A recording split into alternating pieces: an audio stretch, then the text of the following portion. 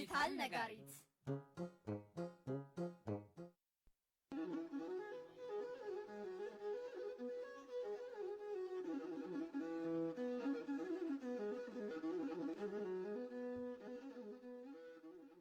ፍትህ የህግ ውጤት ብቻ ሳትሆን የህሊናና የሥርዓትም ውጤት ነች።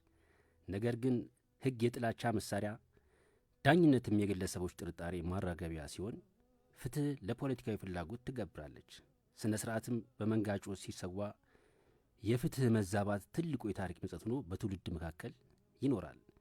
ዛሬ በዲጂታል ነጋሪት ከ2000 ዓመታት በፊት በኢየሩሳሌም ጎዳናዎች የተከናወነውን የዓለምን የህግ ታሪክ የቀየረውን ያንን በአይሁድ ሃይማኖታዊ ሥርዓትና በሮማውያን የሲቪል ህግ አጣብቂኝ ያለፈውን የኢየሱስ ክርስቶስ አስገራሚ የፍርድ ሂደት በዘመናዊ የህግ ሚዛን እንመዝነዋለን። ጉዞው የሚጀምረው በጌቴሰማኒ የአትክልት ስፍራ በጨለመው ድባብ ውስጥ ነበር። በዚህ ስፍራ ኢየሱስ በሌሊት ተያዘ። ወቅቱ የወንበዴዎች ሲሆን ሰውን ለመያዝ ማዘዣ አያስፈልግም። ያለማንም ይሁንታ የወደዱት ይሆናል፣ ያሉት ይፈጸማል። በወቅቱ የነበረው ሥርዓት ተጥሶ መጀመሪያ የቀረበው በሐና ፊት ለቅድመ ምርመራ ነበር። ከዚያም አንድ ሰው ስለ ህዝቡ ቢሞት ይሻላል ብሎ አስቀድሞ ሞትን በመከረና ፍትህን በፖለቲካዊ ትርፍ በገመተ ሊቀ ካህናቱ በቀያፋ ፊት ቀረበ። እዚህ ጋር ነው የጨለመው ፍርድ በይፋ የሚጀምረው። የአይሁድ ህግ በሌሊት የወንጀል ችሎት መሰየም በጥብቅ ቢከለክልም ፍርዱ ግን በጨለመው ተከናውኖ የሳንሄድሪን ሸንጎ ፊት ንጋት ላይ በይስሙላ ጸደቀ።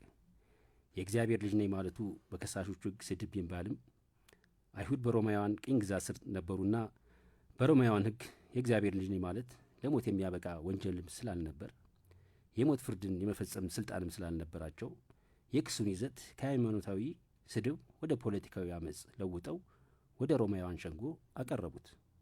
ሂደቱ ወደ ጴንጤናዊ ጲላጦስ ግቢ ሲሸጋገር የህግ ሽኩቻው ሌላ መልክ ያዘ። ጲላጦስ ተከሳሹን መረመረ።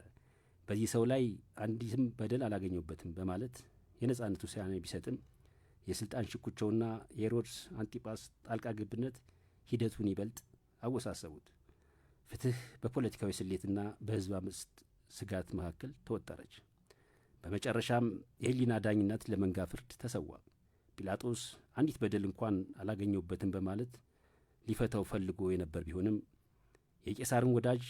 የቄሳር ወዳጅ አይደለም የሚለው የፖለቲካ ማስፈራሪያና የህዝቡ ሁከት ሲበረታበት በመጨረሻም እጁን ታጥቦ የሞት ፍርድን አጸደቀ። ጲላጦስ በሊናው ያመነበትን ፍትህ ሳይሆን የብዙሃኑን ጩኸትና የቄሳርን ዛቻ መረጠ። የቄሳር ወዳጅ አይደለም የሚለው ማስፈራሪያ ከህጉ በላይ ገነነ። በርባን ተፈታ፣ ንጹሕ ተገረፈ። እጄን ታጥቤያለሁ የሚለው የጲላጦስ የተስፋ መቁረጥ ንግግር ፍትህ በብዙሃኑ ጩኸት በፖለቲካ ጫና ስትታነቅ የታየባት የመጨረሻዋ ደቂቃ ነበረች። ጉዞውም በሥርዓት ጥሰት ተጀምሮ በፖለቲካዊ ሴራ ተኳኩሎ በቀራንዮ ስቅለት የታሪክ ትልቅ ምጸት ሆኖ ተፈጸመ። ዛሬ በዲጂታል ነጋሪት መጪውን የስቅለት በዓል ምክንያት በማድረግ ይህን የኢየሱስ ክርስቶስ የፍርድ ሂደት ከዘመናዊ የህግ ፍልስፍና አንጻር በዝርዝር እንፈትሻለን። ፕሮግራማችን ተጀምሯል። መልካም ፍቄ፣ እንዴት ሰነበታችሁ አድማጮቻችን? ዲጂታል ነጋሪት የተሰኘው ሳምንታዊ የሬዲዮ ፕሮግራማችን ጀምሯል። ለመላው የክርስትና እምነት ተከታዮች በሙሉ እንኳን ለሆሳዕና በዓል እንዲሁም ለቅድመ ስቅለቱ በዓል በሰላም አደረሳችሁ። በዓሉ የሰላም የበረከትና የመተሳሰብ እንዲሆንላችሁ እንመኛለን። ዲጂታል ነጋሪት የተሰኘው የሬዲዮ ፕሮግራማችን ዘወትር እሁድ ከቀኑ 7 ሰዓት እስከ 8 ሰዓት ኮቨናንታ የጥብቅና ድርጅት ከአራዳ ኤፍኤም 95.1 ጋር በትብብር የሚያቀርቡላችሁ ሳምንታዊ ቀጥታ ስርጭት ፕሮግራማችን ነው።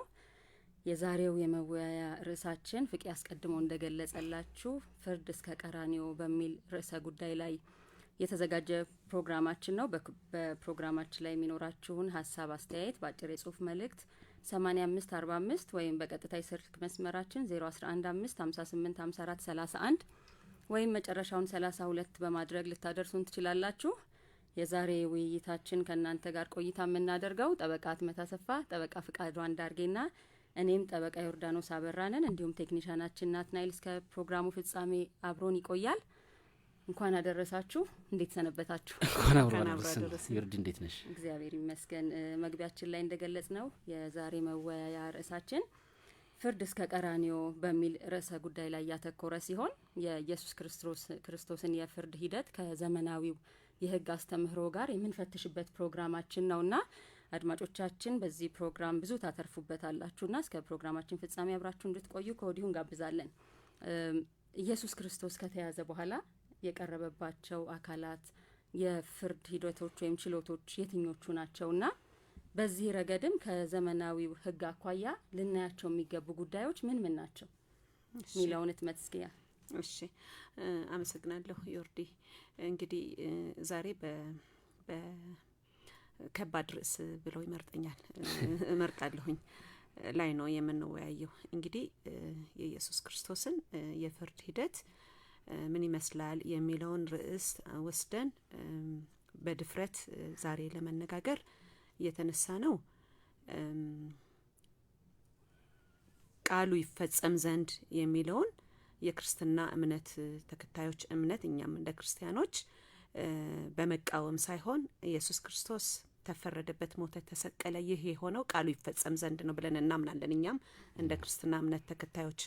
ነገር ግን ደግሞ በዚህ ሂደት ላይ ግን ደግሞ በወቅቱ እንደነበረው ህግ በኢየሱስ ክርስቶስ ላይ ምን አይነት ህጸጾች ተፈጽመውበታል፣ በተለይም ከፍርድ ሂደቱ ጋር በተገናኘ የሚለውን ከዘመናዊ ህግ ጋር በማሰናሰል ብንወያይበት ጠቃሚ ነው የሚል እምነት ስላለን ነው የተነሳ ነው።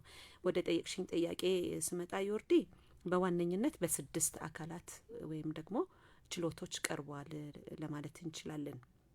የመጀመሪያዎቹ 3 መንፈሳዊ አካላት ናቸው። ቀጣዮቹ ደግሞ በሮማን አውቶሪቲ ስር በ3 አካላት ቀርበዋል ነው። ስለዚህ አጠቃላይ 6 ናቸው ነው። 3ቱ መንፈሳዊ አካላት መጀመሪያ ከተያዘ በኋላ በጌቴሰማኒ መግቢያ ላይ ቅድም ካዱ ገልጸ ነበረ ከተያዘ በኋላ በሊቀ ካህኑ ሐና ፊት ነው ያቀረቡት። ኦኬ በኋላ በዝርዝር እንመጣለን በሐና ፊት ምን ተደረገ፣ በሌሎቹ ፊት ምን ተደረገ የሚለውን ማለት ነው።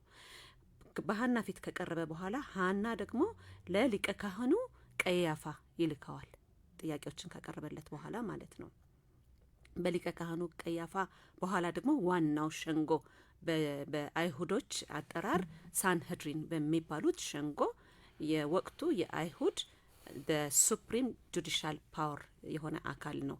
ይሄ አካል በተለይም በመንፈሳዊ ጉዳዮች ላይ ስልጣን የነበረው አካል ነው። ስለዚህ በእነዚህ በ3ቱ መንፈሳዊ አካላት ላይ ቀርበዋል ነው። በሮማን አውቶሪቲዎች ላይ ደግሞ መጀመሪያ የቀረበው በጲላጦስ ፊት ነው የቀረበው።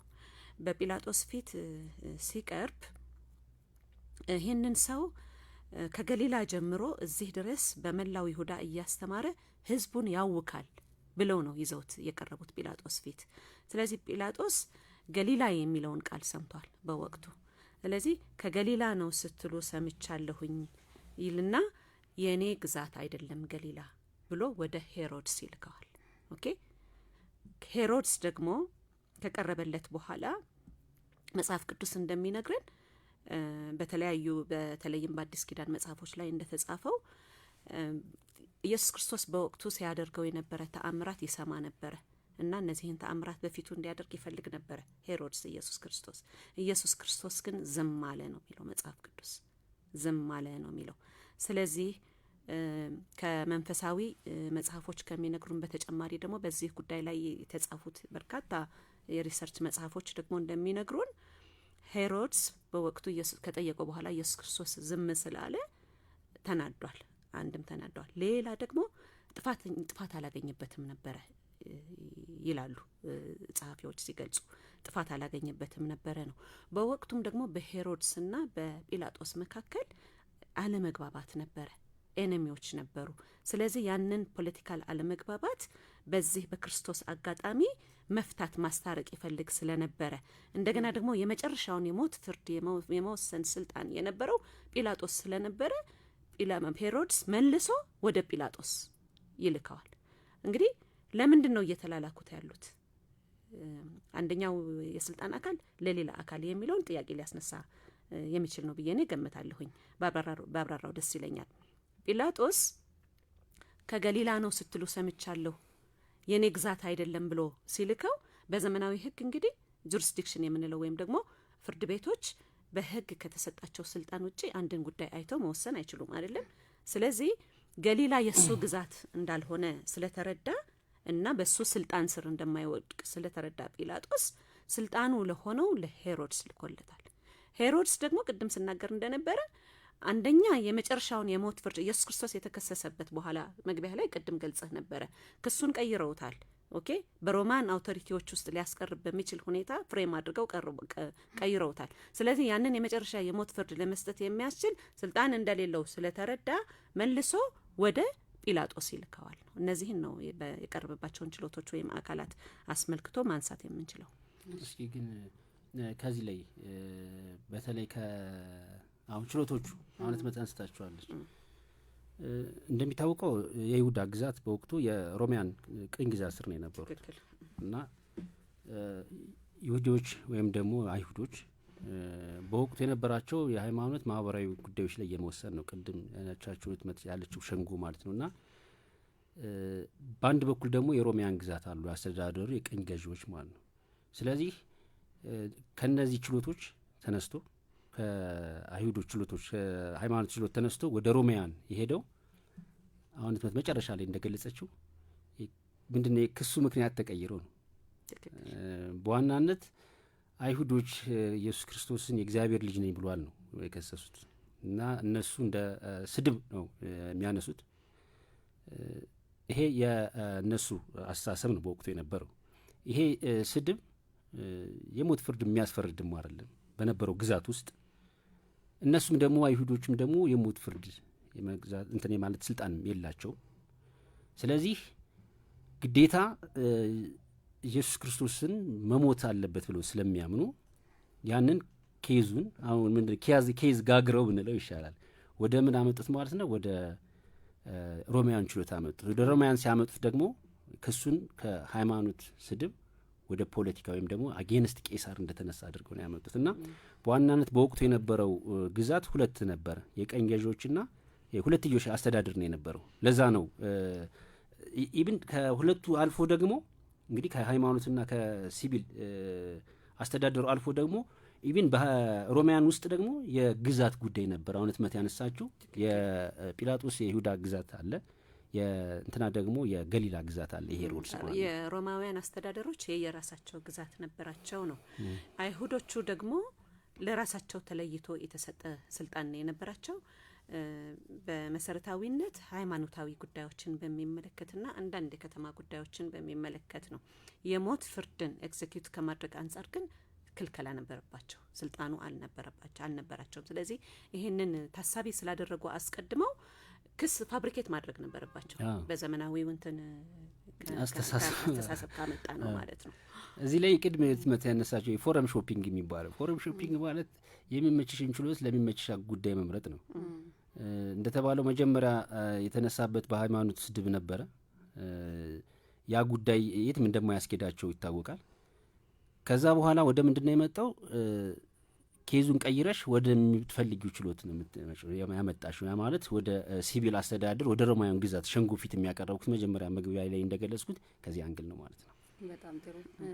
እሺ ኢየሱስ ክርስቶስ ችሎት የቀረበበት ጊዜ የቀረበበት ሁኔታ እና በቀረበበት ወቅት ደግሞ ፈጸምክ እያሉ ስላሉት ጉዳይ ጥያቄ የሚቀርብለት አግባብ ምን ይመስል ነበረ?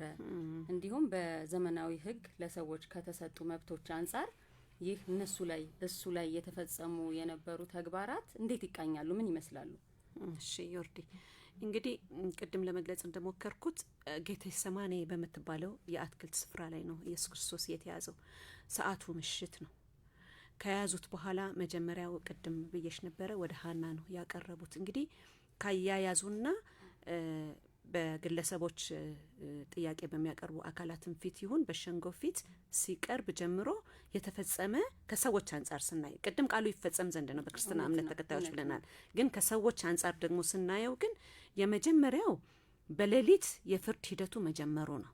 በአይሁድ ልማድ መሰረት በሌሊት የሚሰጥ ፍርድ ወይም ደግሞ ጥያቄ ምርመራ የለም። አንዱ ጥሰት ይሄኛው ነው። ሁለተኛው ክርስቶስ የተያዘበት የፍርድ ሂደቱ የተፈጸመበት ጊዜ ራሱ ፊስት በዓል የፋሲካ በዓል የሚያከናውኑበት ጊዜ ነው። ሸንጎ በበዓል ጊዜያት ላይ አይሰየምም ነበር። አንዱ ጥሰት እሱ ነው። ሌላው የክርስቶስ በጠያቂዎቹ ፊት ሲቀርብ ብቻውን ነው ያቀረቡት። ምንም አይነት ሌጋል ካውንስል የሚያማክረው ሰው የለም። ልክ የህግ ጠበቃ የህግ አማካሪ እንደምንለው አሁን ከሰው አንጻር እያየን እየመዘን ነው ስለሆነ ነው ማለት ነው። ብቻውን ምንም አይነት የሌጋል ድጋፍ ሳያገኝ ነው እንዲቀርብ የተደረገው። በዚህ አግባብ 2 መሰረታዊ ጥሰቶች ተጥሰውበታል ነው። በኋላ ከኢንሁማን አያያዝ ጋር በተገናኘ በዝርዝር እመጣበታለሁ። ሐና ፊት ሲቀርብ ሊቀ ካህኑ ሐና ፊት ሲቀርብ ስለ ደቀ መዛሙርቱና ስለ ትምህርቱ ጠየቀው ብሎ ነው መጽሐፍ ቅዱስ የሚያስቀምጠን። በተለይም በዮሐንስ ወንጌል ምዕራፍ 18 ላይ እንደተገለጸው ማለት ነው። ኢየሱስ ክርስቶስ ምን ብሎ መልስ ሰጠው? እኔ በስውር የፈጸምኩት አንዳችም ነገር የለም፣ ያስተማርኩት በግልጽ ነው። ስለምን እንዲህ ብለህ ትጠይቀኛለህ? የሰሙኝን ጠይቃቸው እንጂ ብሎ መልስ ይሰጠዋል። በዚህ ጊዜ ከሊቀ ካህኑ ጋር ከቆሙት ሰዎች መካከል አንዱ ኢየሱስን በጥፊ መታው ተብሎ ተጽፏል በመጽሐፍ ቅዱስ ላይ። በዘመናዊ የፍርድ ሂደት ችሎት ላይ የቀረበ አካል አይመታም፣ ወይም መርማሪ ፖሊስ ፊት የቀረበ አካል አይመታም፣ አይገረፍም። የሰብአዊ መብት ጥሰት ነው፣ አንዱ ነው። ከመታው በኋላ ክፉ ተናግሬ እንደሆነ ስለ ክፉ መስክርብኝ እንጂ መልካም ተናግሬ እንደሆነ ግን ለምን ትመታኛለህ ብሎ ጠየቀው ነው የሚለው መጽሐፍ ቅዱስ። ከዚህ በኋላ ሐና ኢየሱስን ወደ ቀያፋ ላከው ይላል። ቀያፋ በወቅቱ የሳንሄድሪን የሚባለው የአይሁድ ሱፕሪም ጁዲሻል ፓወር መሪ ነበረ። የፕሪሳይዲንግ ጀጅ እንደምንለው ሰብሳቢ ዳኛ እንደምንለው ማለት ነው። የዚህ የጁዲሻል ፓወር መሪ ነበረ። ቀያፋ በክርስቶስ ፍርድ ላይ ትልቁን ሚና የተጫወተ ሰው ነው በወቅቱ። መጽሐፍ እንደሚነግረን ጸሐፎችና ሽማግሌዎች ወደ ተሰበሰቡበት ወደ ካህናቱ አለቃ ወደ ቀያፋ ወሰዱት ይላል በማቴዎስ ወንጌል ምዕራፍ 26 ላይ እንደተቀመጠው ማለት ነው። ኢየሱስን በቀያፋ ፊት ሊገድሉት ምስክሮችን ይፈልጉ ጀመር ነው። ይሄም ትልቅ ጥሰት ነው። አንድ ሰው የሚያዘው ጥፋት ያጠፋ መሆኑ ከተረጋገጠ በኋላ ተገቢ ማስረጃ ተሰብስቦበት ነው ወደ ፍርድ ጋር ከቀረበ የፍርድ አደባባይ ላይ ከቀረበ በኋላ አይደለም የምስክሮች የሚፈለጉበት። አንዱ ሕጸጽ የምንለው እሱ ነው። ከዛ በኋላ ይህ ሰው የእግዚአብሔርን ቤተ መቅደስ ላፈርሰው በሶስተኛውም ቀን ልሰራው እችላለሁ ብሏል ብለው ወሰዱት ወደ እሱ ነው። ቀያፋ ጠየቀው ይላል መጽሐፍ ቅዱስ። ኢየሱስ ግን ዝም አለ ይላል። በአብዛኛው የፍርድ ሂደቱ ላይ ክርስቶስ ዝምታን መርጧል። ከዘመናዊ ሕግ አንጻር ይሄንን ስናየው አሁን በእርግጥ አዲሱ ሕጋችን ተሻሽሏል። ዝምታ በወንጀል ሕግ ማመንን አያመለክትም አይደለም። እንደዛ ነው መተርጎም የምንችለው። አብዛኛውን ለሚቀርቡለት ጥያቄዎች ዝምታን ይመርጥ ነበረ ነው። እሱ ግን ምን አደረገ? ሊቀ ካህናቱም ተነስቶ እነዚህ በሚመሰክሩብህ አንድ እንኳን አትመልስም አለው። እሱ ግን ዝም አለ ይላል መጽሐፍ ቅዱስ። ሊቀ ካህኑም አንተ የእግዚአብሔር ልጅ ክርስቶስ እንደሆንክ ትነግረኝ ዘንድ አምልሃለሁ ይለዋል። ኢቭን ሊያስምለው ኦኬ፣ የእግዚአብሔር ልጅ ክርስቶስ እንደሆንክ ዘንድ ትነግረኝ ዘንድ አምልሃለሁ ይለዋል። ኢየሱስም አንተ አልህ ብሎ ነው ይመልስለት። አንተ አልህ ይለዋል። ነገር ግን እላችኋለሁ ከእንግዲህ ወዲህ የሰውን ልጅ በኃይል ቀኝ ሲቀመጥ በሰማይ ደመናም ሲመጣ ታዩታላችሁ ብሎ መለሰለት። በዚህ ጊዜ ቀያፋ አበደ ማለት ይቻላል። ምን ይላል? ምክንያቱም ክስ ይፈልግለት ስለነበረ ማለት ነው። ምን ይላል? ያን ጊዜም ሊቀ ካህናቱ ልብሱን ቀደደ፣ እነሆ ተሳደበ። ከእንግዲህ ወዲህ ምን ምስክር ትሻላችሁ? እንግዲህ ምን ትላላችሁ አለ። ሸንጎ ፊት አቀረበው። ሸንጎ ሳንሄድሪን የምንላቸው ነው። መግቢያ ላይ በአማረ ሁኔታ ቅድም ገልጸዋል። በዛች በሌሊት ሂደት ማለዳ ላይ የኢየሱስ ክርስቶስን ፍርድ አጸደቁት። በእነሱ ሕግ መሰረት ነው የሳንሄድሪን ትሪያል የምንለው ወይም ደግሞ የሊቀ ካህኖቹ ወይም ደግሞ የሕዝቡ ሽማግሌዎች የምንላቸው ማለት ነው። ይሄ ማቴዎስ ምዕራፍ 17 ላይ ተደንግጓል። ማን ነው ተጽፏል። በነጋም ጊዜ የካህናት አለቆች፣ የሕዝቡ ሽማግሌዎች ሁሉ ኢየሱስን ሊገድሉ ተማከሩ፣ አስረውም ወሰዱት፣ ለገዢው ለጴንጤናዊው ጲላጦስም ሰጡት ነው የሚለው። ይሄ የሆነበት ምክንያት ምንድን ነው? እነሱ የሞት ፍርድን ማስፈጸም ስለማይችሉ አዲስ ክስ ፋብሪኬት አድርገው የክሱን ይዘት ለውጠው ይሄንን የመወሰን ስልጣን ወዳለው ወደ ጲላጦስ ላኩት የሚለው ነው። ኦኬ በሂደት በዝርዝር ምን ተከናወነ ነው የጥያቄሽ? በዚህ አግባብ አይ ቲንክ አድሬስ ያደረኩት ይመስለኛል። ያለሽ እዚህ ላይ ግን ሁለት ነጥቦችን ላንሳ። አሁን እንግዲህ የቆምሹት ጲላጦስ ጋር ነው ቀጥያለሽ። ሁለት ነገሮችን እዛ ላይ አሁን ካለው አንጻር የሚያስተምረን ነገር ማንሳት እንችላለን። አንደኛው ሰዎችን ለመወንጀል ማስረጃ ማደራጀት፣ በሐሰት ሰዎችን መወንጀል ትልቅ በነገራችን ላይ እኔ የክርስቶስን የፍርድ ሂደት ስትመለከቱ በጣም ለሚማርበት ሰው በጣም ትልቅ የሚያሳዩ ብዙ ኢሹዎች አሉበት ነው። ሰዎችን ለማጥቃት እስከምን ድረስ እንግዲህ አስቢው። ሁለት ምስክሮችን አደራጅተው ነው ትናንት ያቀረቡት ይላል። ምስክሮችን አደራጅተው ነው ያቀረቡበት ቀያፋ ፊት። ከዛ በኋላ ደግሞ ሌሊትም ደግሞ ይላል የወሰኑ ቀያፋ ፊት የቀረበው ማታ ነው። ማታ የተሰራውን ስራ ግዴታ በአይሁድ ሕግ በማታ ችሎ ስለማያስቻል በጠዋት ሸንጎ ፊት አቅርበው አጸደቁት ይላል። አሁን የምታየው አንዳንዴ ልክ በማታ ይወሰናል፣ በቀን በብርሃን ይጸድቃል።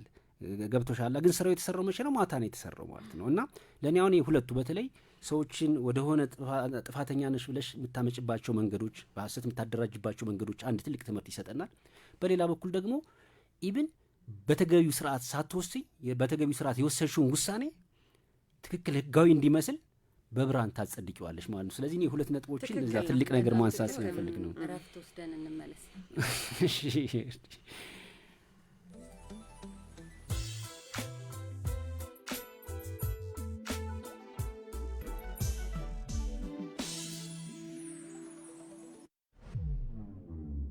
አንተ ልጅ የመብራት አልከፈልክም እንዴ?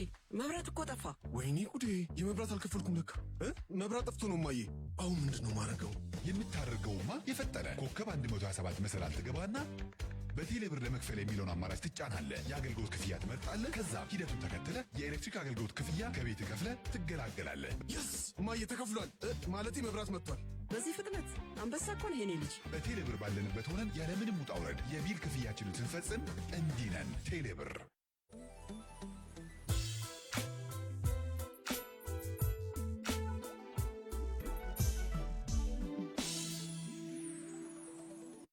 ቻችን መወያያ ርዕሳችን ከዚህ በፊት ቀድመን እንደገለጽ ነው ፍርድ እስከ ቀራኒዮ በሚል ርዕሰ ጉዳይ ላይ የተዘጋጀ ነው። እትመት ከማስታወቂያ በፊት ስለ ሳንሄድሪ ጁዲሻል ኦርጋን እየገለጽሽልን ነበርና ይህ የፍርድ አካል ምንድን ነው? እሺ ዮርዲ፣ እንግዲህ ሳንሄድሪን በአይሁዶቹ መሰረት ሱፕሪም የሆነ ጁዲሻል አካላቸው ነው። በተለይም መንፈሳዊ ጉዳዮችን በሚመለከት ነው። ይሄ አካል የተለያዩ ኮምፖዚሽኖች አሉት። 71 አባላት ነው ያሉት። ከ71 አባላት ውስጥ 70ዎቹ ኢልደርስ ናቸው። አንደኛው መሪ ነው። ቅድም በክርስቶስ ሂደት ላይ ቀያፋ ነበረ መሪያቸው፣ ሊቀ ካህኑ ማለት ነው። ስለዚህ 71 አባላትን ይዞ የተዋቀረው ይህ የጁዲሻል አካል 3 ዋነኛ ግሩፖች አሉት። አንደኛው ቺፍ ፕሪስትስ የሚባሉት ነው። የሃይማኖት መሪዎች፣ ትልልቆቹ የሃይማኖት መሪዎች አባሎች ናቸው። ኢልደርስ ደግሞ በአካባቢ ማህበረሰብ ሽማግሌዎች የምንላቸው አባሎቹ ናቸው። እና ስክራይብስ ደግሞ የምንላቸው አሉ። ስክራይብስ ምንድን ናቸው? ኤክስፐርትስ ኢን ዘ ቶራ ነው። በቶራ ህግ መሰረት ነው አይሁዶች የሚተዳደሩት። ስለዚህ ከቢብሊካል ከመንፈሳዊ ይዘት አንጻር ኤክስፐርት የሆኑ አካሎችም በአባልነት ያሉበት ነው። ሊደርሺፑን በሚመለከት በሃይ ፕሪስቱ ወይም ደግሞ በሊቀ ካህኑ የሚመራ ነው። የዚህ ሸንጎ ዋናው መሪ ሊቀ ካህኑ ነው። በክርስቶስ ጊዜ ቀያፋ እንደማለት ነው። ሌላው ትንሽ ለየት የሚያደርጋቸው ሲቲንግ አሬንጅመንታቸው ነው። ይሄንን ከዘመናዊ ህግ ጋር አገናዝበን ምንድነው ለማስተላለፍ የተፈለገው የሲቲንግ ምንድነው የአቀማመጥ ስርዓታቸው የሚለው ነው። በሰሚ አርክ የግማሽ ሰርክል አቀማመጥ ስታይል ይቀመጣሉ ነው። ይሄንን የሚያደርጉበት ምክንያት እርስ በርሳቸው መተያየት እንዲችሉ እነሱ ፊት ለመዳኘት የቀረበውን አካል በአግባቡ ማየት እንደሚችሉ እያንዳንዱ የሸንጎ አባል እየተናገረ ትራንስፓረንት በሆነ መንገድ ጉዳያቸውን አድሬስ እንዲያደርጉ ለማስቻል በሚል እየተደራጀ ነው። ይህ አካል መጀመሪያም ላይ ለመናገር ሞክረን ነበረ። የሞት ፍርድን በሚመለከት ኤግዜኪዩት ለማድረግ ስልጣን አልተሰጠውም ነው። ይሄ ነው አደረጃጀታቸው። ነገር ግን አደረጃጀታቸው ይሄንን የሚመስል ቢሆንም ትራንስፓረንት አሰራርን ለመከተል በሀፍ ሰርክል የተቀመጡ ቢሆንም ግን በኢየሱስ ክርስቶስ የፍርድ ሂደት ላይ ግን ሞብ ጀስቲስ ነው የፈጸሙት። ሁሉም እንግዲህ አሁን 5 ዳኛም በዘመናዊ አሁን በእኛ ሀገር በሰበር ስርዓት 5 ዳኛ በይግባኝ ደረጃ 3 ዳኛ ከተቀመጠ እያንዳንዱ ዳኛ በሚያቀርበው የውሳኔ ሀሳብ መሰረት ተብላልቶ ሙሉ ድምጽ ካለ በሙሉ ድምጽ በአብላጫ ድምጽ ከሆነ በአብላጫ ድምጽ ይወሰናል አይደለም።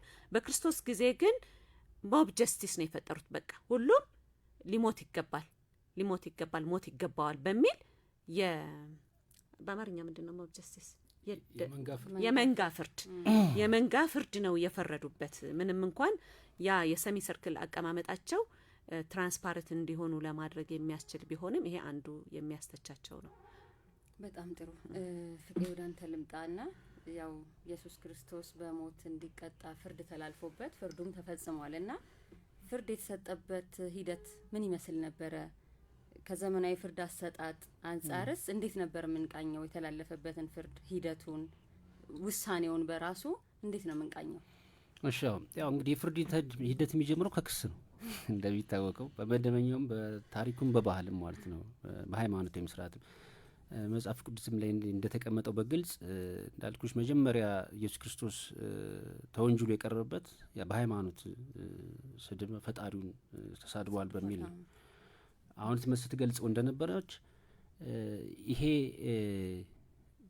ፈጽሞታል የተባለው ወንጀል በሮማውያን ግዛት ውስጥ በሞት የሚያስቀጣ አልነበረም። ስለዚህ መጀመሪያ መደረግ የነበረበት ምንድነው? ያንን ኬዝ የተፈጠረውን ነገር ውጤት እንደሚያመጣ መንገድ ማመቻቸት ነው። በዚህ ሂደት ምንድነው የመጀመሪያ የተደረገው? ምንድነው የክስ ምክንያት ነው የተቀየረው። የክስ ምክንያት የተቀየረው ምንድነው?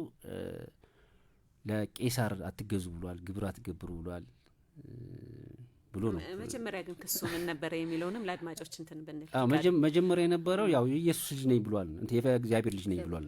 ሌላ ምንም ነገርም አይደለም። የተለየ እንደ ራሱን እንደ እግዚአብሔር ልጅ አድርጎ አቅርቧል የነበረው ማለት ነው። ከዚህ ሃይማኖት ይሄንን ደግሞ እግዚአብሔር እንደ መሳደብ ነው እነሱ የወሰዱት ማለት ነው። ከዛ በኋላ ቀጥታ ወደ ምንድን ነበር የመጣው? ወደ ቅድም እንደገለጽኩት የሮማውያን ቅኝ ግዛት ስለነበሩ ይሁዶች እነሱ የሞት ፍርድ መፍረድ ስለማይችሉ፣ ሁለተኛ ደግሞ ያ አሁን እሱ የተወነጀለበት ወንጀል ደግሞ በሮማውያን ዘንድ ደግሞ የሞት ፍርድ የሚያስፈርድ ስላልሆነ ግዴታ ምን መቀየር ነበረበት? ያው ቅድም እትመት እንዳለችው ቃሉ ይፈጸም ዘንድ ቢሆንም የኬዙ ምክንያት የክሱ ምክንያት መቀየር ነበረበት። ያው ቃሉ ይፈጸም እየተባለ ቢቀርብም በዋናነት ግን እኛንም ለማስተማር ነው እዚህ የተቀመጠ ብዬ ነው የማስበው ያንዳንዱ ሂደት። ምክንያቱም በሌላ መንገድ እኮ ማስተማር ይችል ነበር። መቼም ፈጣሪ ሆነሽ ሰው ጋር ፍታት አትለማመጭም። ግን ምንድነው ሂደቱ የሰው ልጅ ያስተምራል ነው። በሂደቱ ፍትህ እንዴት እንደሚሰጥ፣ እውነት እንዴት እንደምትወጣ፣ ወንበዴዎች እንዴት እንደሚነግሱ፣ ምስኪኖች እንዴት እንደሚረገጡ በሂደቱ ትማሪያለሽ ነው። ሐሰት እንዴት እንደምትነግስ፣ አንቺ ብቻሽን ሆነሽ እንግዲህ ስቀለው እንዴት እንደምትባይ፣ በዛ ሂደት ውስጥ ደግሞ እውነት የምትጠፋ ብትመስልም ደግሞ እውነት እንዴት አፈር ልሳ እንደምትነሳ ነው ሂደቱ የሚያሳየው። ግን ምንድነው ኢየሱስ ክርስቶስ ላይ ያን ግፍ ሲፈጽሙ ከነበሩ ወታደሮች መሀል እኮ ከተሰቀለ በኋላ የተፈጸሙ ተአምራትን በማየት መጨረሻ ላይ ምን አለ? እውነትም ይህ የእግዚአብሔር ልጅ ነበር አለና አንዳንዴ ይሄ ዛሬ በመንግስት ሐስበኝ ይለዋል ያኛው ወንበዴና ያበላሸነውን ነገር ቀድመን ማቃናት የምንችል የነበረውን ነገር ከተበላሸ በኋላ ትምህርት የምንወስድበትም አግባብ ነበረ። መመርመር ይቻል ነበረ። እውነት ምንድነው የሚለውን ማየት ይቻል ነበር። ግን አንዳንዶቹ የገባቸው መች ነው ነገር ከተበላሸና ሊሆን ያው በመለኮታዊ አስተምህሮቱ ኦፍ ኮርስ ሊሆን የሚገባው ግን አምላክ ላይ ሊፈጸም ማይገባ ነገር ከተፈጸመ በኋላ ነው እውነቱ የገባቸው። ተበላሽቷል ነገር ኢየሱስ ክርስቶስ እንደ ቃሉ በሶስተኛው ቀን ሞትን ድል አድርጎ ስለተነሳ እንጂ ከኢየሱስ ክርስቶስ ውጪ በሆኑ ሌሎች ግለሰቦች ላይ የሚፈጽሙት ተመሳሳይ በደል ግን ልታቃኙ የምትችው አይደለም። አንድን ሰው ያለ በደሉ ከሰቀልከው ከገደልከው በኋላ እውነቱ ገባኝ ብትል ለውጥ አያመጣም፣ አትመልሹም ማለት ነው። አሁንና ሂደቱን በዋናነት እኛም እንግዲህ እንደመወያየም ስናነሳው ደረቅ የፍርድ ሂደቱን ብቻ ማየት ሳይሆን ያነሳ ነው ሀሳቡንም ስናነሳ በዚህ ፍርድ ሂደት ውስጥ እኛ እንግዲህ በዳኝነት ረጅም ጊዜ ቆይተናል። ህትመት ከ20 ዓመት በላይ በዳኝነት ቆይተሻል። በጣም ብዙ ሰዎች ባልሰሩት ወንጀል ተከሰው ሐሰት ምስክር ተዳርሶባቸው ንብረታቸውን አጠው ቤተሰቦቻቸውን አጠው ኢብን ዳኞች ራሱ የዛ አካል ሆነው የዛ የሐሰተኛው ፍርድ አካል ፈራጅ ሆነው ተቀምጠው ኋላ እመጣበታለሁ ልክ እንደ ጲላጦስ ማለት ነው። ስለዚህ ምንድነው በዋናነት ትልቁ ነገር በዚህ ፍርድ ሂደት የምንማረው ፍትህ ምንድነው የሚለው ነው። እውነት ምንድነው የሚለው ነው የምንማረው። ኢብን እውነት እንዴት እንደሚረገጥ ፍትህ እንዴት እንደሚረገጥ ነው የምንማረው ማለት ነው። እና እንዳልኩሽ የነበረው ክስ ግዴታ ውጤት ማምጣት ስላልነበረበት የክሱ ምክንያት ተቀየረ። ወደ ምን አጌንስት ቄሳር ላይ ተነስቷል ተብሎ ማለት ነው። ቄሳር ደግሞ ያው ካንተ ለጲላጦስ ሲቀርብለት ጲላጦስን መርምሮት ምንድነው የሚለው ይላል። ምንም አላገኘበትም ይላል። ምንም ስላላገኘበት ግን ደግሞ የነበረው ጫና ከኋላ የነበረው ግፊት ማለት ነው። ያማት ዳኛው ነሽ ተቀምጠሽ የሆነ ሰው እንዳላጠፋ እያወቅሽ ግን ደግሞ ያንን ደፍሬ ብለቀው የሚመጣብኝ ስጋት የሚመጣብኝ ጫና አለ ማጣው ነገር አለ ታያለሽ እዚህ ላይ ማለት። ስለዚህ ያን እያወቀ ጲላጦስ ያመነታ ነበር። ከዛ ምንድነው የሆነው መጨረሻ ላይ ከገሊላ ጀምሮ ያስተምር ነበር እንደዚህ ሁከት ይፈጽም ነበር ሲሉት መውጫ መንገድ ያገኘ መሰለው ጲላጦስ። ቀጥታ ምንድነው ይሄማ የገሊላ ሰው ነው ወደ ሄሮድስ ወሰዱታል። ስልጣን የለኝም ማለት ያ ማለት እኔ በጣም በዘመኑ የዓለም ዳኞች ገጥሞኝ ያውቃሉ። ነፃ መሆኑን እያወቁ ነፃ ለማለት እጃቸው የሚንቀጠቀጥ ሰዎች አውቃለሁ እኔ በስራ አጋጣሚ ማለት ነው። ስቲልም አሉ የሆነ የብዙሃኑን ማህበረሰብ ምንድነው ሐሳብ የያዘ ብዙ ሰው በትኩረት የሚከታተለውና አውትካሙንም ልክ አሁን ኢየሱስ ክርስቶስ እንዴት ነው የሆነው ብዙ ሰው ኦልሞስት ሁሉም ሊባል በሚችል ደረጃ እንዲሞት ፈልገዋል አይደለ?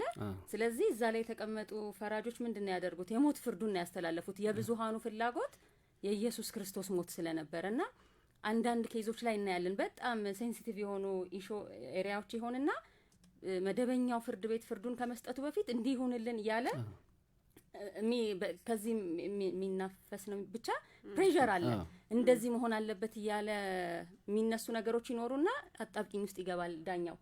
ነፃ ሊያስብል የሚያስችል ሁኔታ ኖሮ ይሆናል።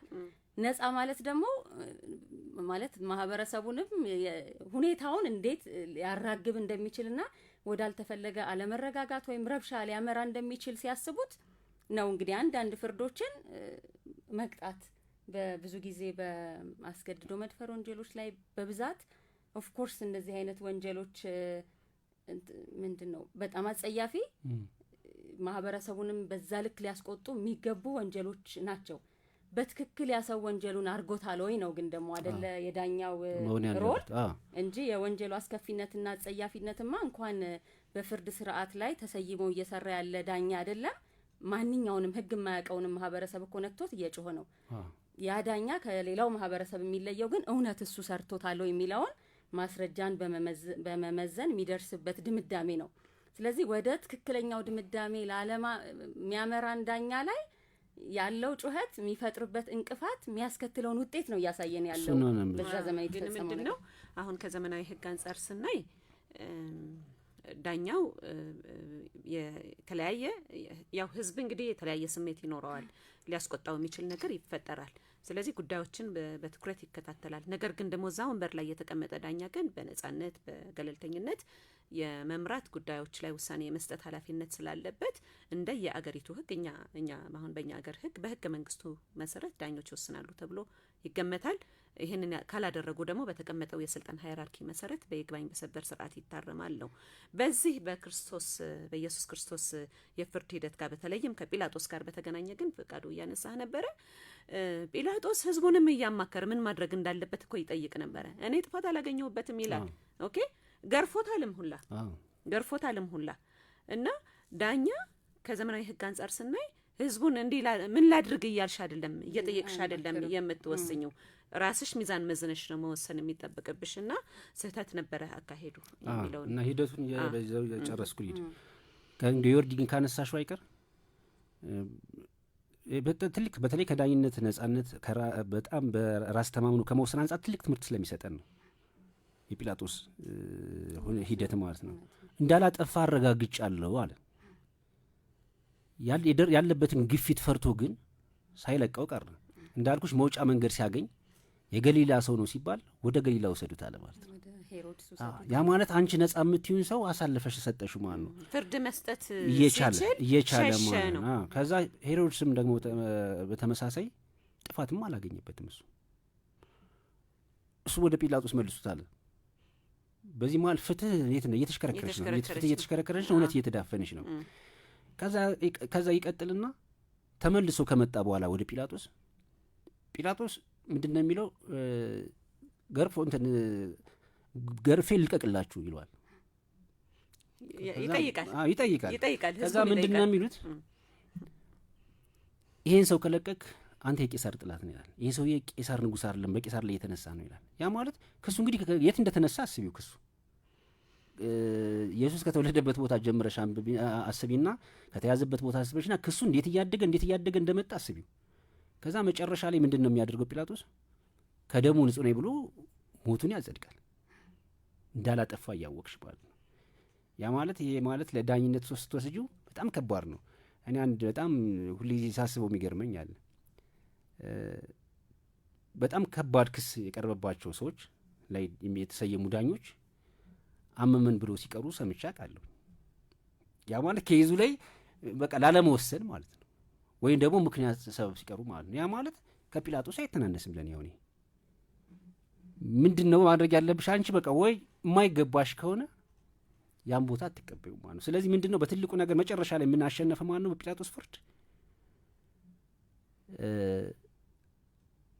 በርባንን እንፈታለን አሉ። በርባን ተፈታላቸው። ኢየሱስ ተገረፈ፣ መጨረሻ ላይ ተሰቀለ ማለት ነው። ያ ማለት ጲላጦስ ምንድነው እሱ ከደሙ ንጹህ ነኝ እያለ ነው። ግን ንጹህነቱን ግን አረጋግጧል እኮ እሱ። ምን እድል ነበረው? ያ እንዳልኩሽ ቃሉ ይፈጸም ቢሆንም ነጻ ማለት እድል ነበረው ማለት ነው። ነገሩ ጲላጦስ ደግሞ ነጻ ቢለው ኑሮ ቃሉ ስለማይፈጸም በዋናነት ፍርዱ ሂደቱ ላይ ልናነሳ የምንችለው ይሄ ነው። በተለይ ሌላ ማነሳው ከፍርዱ ሂደት አንጻር አንድ በወንጀል የተከሰሰ ሰው የመጨረሻ ፍርድ ላይ ጥፋተኛ እስኪባል ድረስ እንደ ንጹህ የመገመት መብት አለው በዘመናዊ የሕግ አስተምህሮ። ኢየሱስ ክርስቶስ ላይ እሱ አይደለም የተፈጸመው። በጥፊ ይመታ ነበረ፣ ይገረፍም፣ ብዙ መንገላታቶች ነበሩና ከፍርዱ በፊት ፍርድ ሳያርፍበት በፊት አስቀድሞ ተፈርዶበታል ነው የምትለው። በቃ ያችን የመጨረሻ ውሳኔ ሰጪ አካልን ይሁንታ የማግኘት ጉዳይ ነች እንጂ የቀረችው እንደ ጥፋተኛ ፈርጀውታል ከመነሻው። ሌላው ከጲላጦስ ሲፈጽማቸው ከነበሩ ተግባራት ከዘመናዊ ሕግ አንጻር ምንድነው የምንረዳው? በዚህ ሰው ላይ ምንም በደል አላገኘሁበትም አለ። ስለዚህ ነጻ ነህ አለ ማለት ነው። እንግዲህ አይደል የምንወስደው ነጻ ነህ ካለ በኋላ ግፊት አለ አይደለ? የራሱን ውሳኔ ራሱ ይሽርና ምን ይላል? ገርፌ ልለቀው ፈልጌያለሁ አለ። የራሱን ፍርድ አሻሻለው እንደ ይግባኝ ሰሚ። እንደገና ግርፋቱን ሲቃወሙበት ነው ደግሞ ምን እንዲሆንላችሁ ትፈልጋላችሁ ብሎ ያው ስቀለው ሲባል ስቅላቱን ያጸደቀውና አንድ ውሳኔ ሰጪ አካል በአንድ ጉዳይ ላይ ራሱ የሰጠውን ውሳኔ ራሱ ሊቀይር የሚችልበት አግባብ የለም በዘመናዊ ሕግ አስተምህሮ። ጲላጦስ እሱን ተላልፏል። ከዛ መጨረሻ ላይ ተላልፎ እንዲሰጥ ካረገ በኋላ እኔ ከዚህ ሰው ደም ንጹህ ነኝ በሚል እጁን ነው የታጠበው። በቃ ነጻ መባል ያለበትና በፍጹም ሊያረገው የማይገባን ነገር ግን ለስልጣኑ በወቅቱ ከነበሩ ኃላፊዎች ጋርም ሆነ ያስተዳደረው ካለው ሕዝብ ጋር በሰላም ለመኖርና ስልጣኑን ለማስጠበቅ ሲል ግን መርህን ጥሶ ነው ያየነው ጲላጦስን። እውነት ነጻ መባል ካለበት ነጻ ብሎት ያው ፍርዱ ምንድነው ቃሉ መፈጸም አለበት በጲላጦስ ዲሲሽን ሳይሆን ምናልባትም ህዝቡ ጲላጦስን ተላልፎ ሊፈጽመው ይችላል እኮ ያን ቃል። ስለዚህ ጲላጦስ እውነትም ለመርህ መታመን ከነበረበት ሄድ መለስ ያለ አይነት ውሳኔ ህዝቡንም ማስቀየም አልፈለገም። ክርስቶስን ደግሞ ጥፋተኛ እንዳልሆነ ልቦ አምኗል። ስለዚህ መርህንና ስሜቱን ህዝቡንና ስልጣኑን የማስታረቅ የማስታመም ሂደት ላይ ነበርና እነዚህ አይነት ጥሰቶችንም ያመላክቱናል ለማለት ያህል መሰለሽ። ይወርዲ እንግዲህ ዳኞች ስለፈረዱት ፍርድ ተጠያቂ ናቸው። ኦኬ፣ ትክክለኛ ፍርድ ተው ከሆነም በህዝብ ዘንድ ይመሰግናሉ። በሾማቸው አካል ዘንድም በትክክለኛ እየሰሩ እንደሆነ ግምት ይወሰድባቸዋል። ነገር ግን ትክክለኛ ፍርድ እንዳልሰጠን ያወቅን ግን እጅ በመታጠብ ከደሙ ንጹህ ነኝ ማለት አንችልም።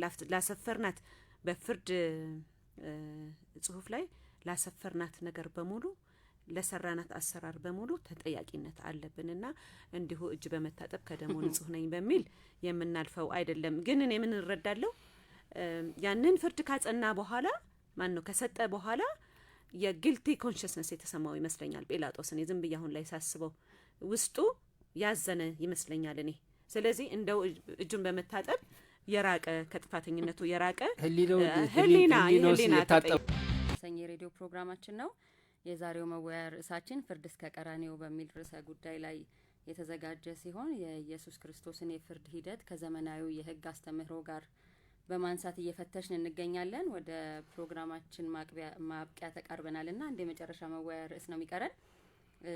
በወቅቱ ኢየሱስ ክርስቶስ ላይ ፍርዱ ተፈጽሟል። ከውሳኔ በኋላ ያው አፈጻጸም ይቀጥል የለ። ስለዚህ ፍርዱ የተፈጸመበት ጊዜ የተፈጸመበት አግባብ ምን ይመስል ነበረ? አሁን ላይ ካለው የሰብአዊ መብት አንጻር እንዴት እንቃኘዋለን? በወቅቱ ያፈጻጸሙን ሂደት የተፈጸመበትን መንገድ እንዴት ትገልጹታላችሁና ፍቄ በዚህ ላይ ሐሳብ? እሺ መልካም።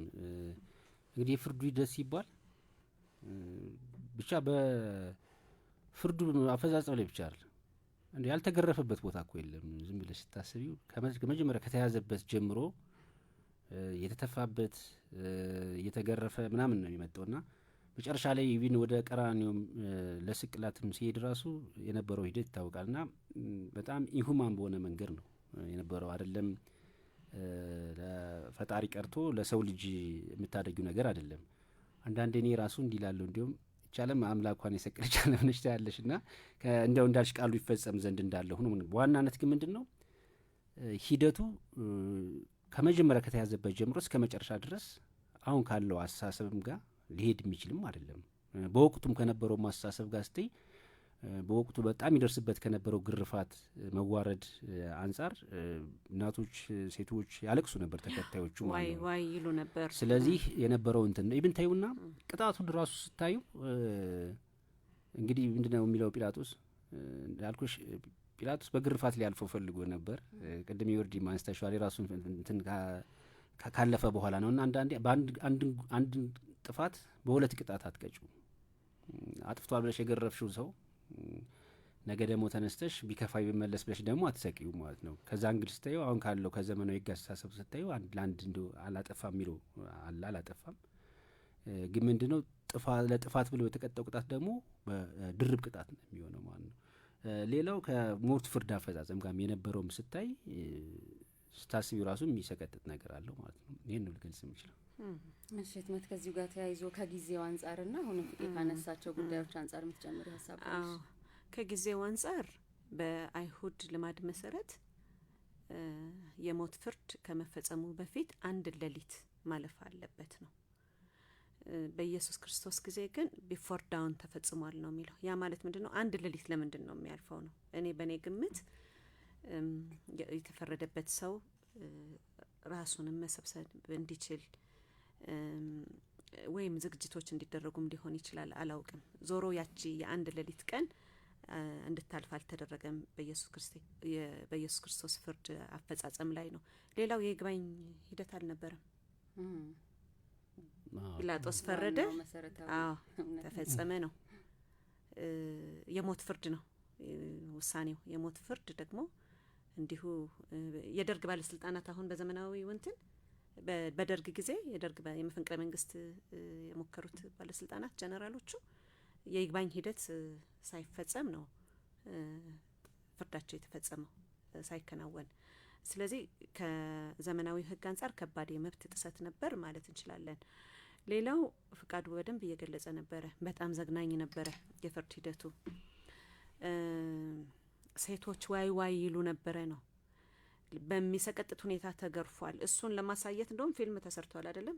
ዘ ፓሽን ኦፍ ጂሰስ ክራይስት የሚለው እሱን እንግዲህ አይናችንን ሞልተን እኔ ለማየት ይዘገነነኛል ራሱ እሱን ፊልም ማለት ነውና በጣም ኢንሂዩማን የሆነ ነገር ተፈጽሞበታል። ተገርፏል፣ ተወግቷል፣ ተሳልቀውበታል በጣም እስከ ትንፋሱ እስከምትወጣበት ሰዓት ድረስ ማለት ነውና እነዚህ ሁሉ ሂደቶች ከሰብአዊ መብት አንጻር ከፍተኛ የመብት ጥሰት ያሳዩ ነበሩ ለማለት ፈልጋለሁኝ።